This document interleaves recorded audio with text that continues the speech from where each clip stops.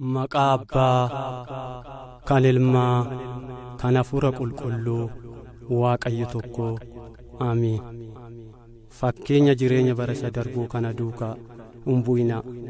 Jaalalli Waaqayyoo isa kam akka ta'e gargar baasuudhaaf yaada garaa keessanii areeffachuudhaan of diddiiraa. Ergaa Phaawulos gara warra Roometti, Roomee boqonnaa 12 lakkoofsa 2.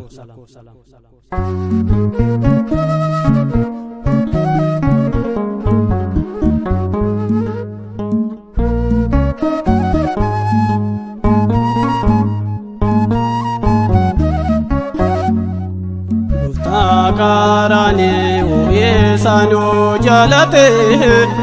ilecha wakafitola no jalate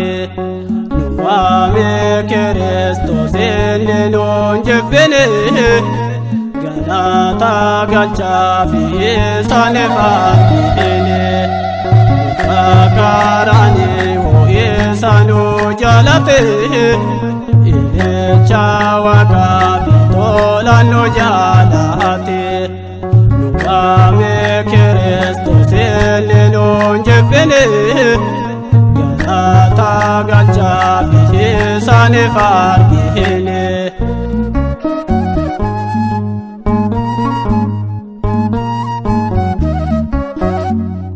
akaznu makasa hawamnu godesne isabnu gabana ifate mulesne kena Kristos makasa olkazna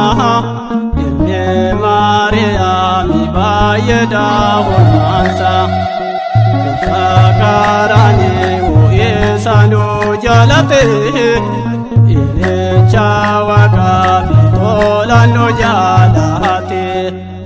nuame Kristos eneno jebene galata galcha fi sanefane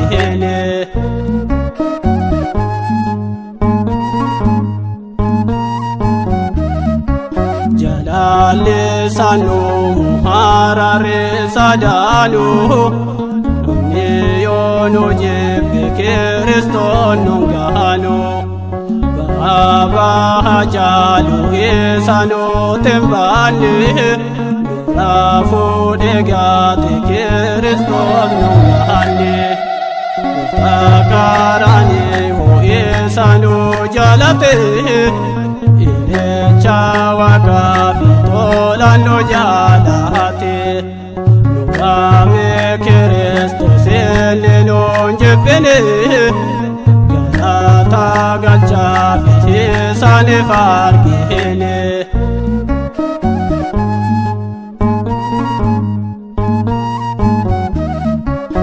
yadalo bokenya devi ahadara isate kenena bahakenya mahara kenene dandenyo hol manke bayuma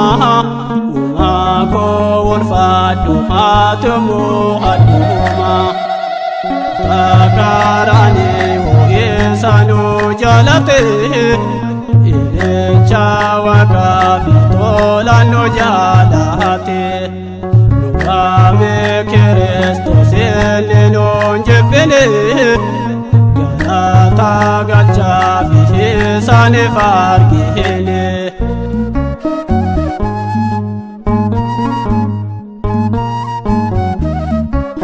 kena golgoloda sirte fodada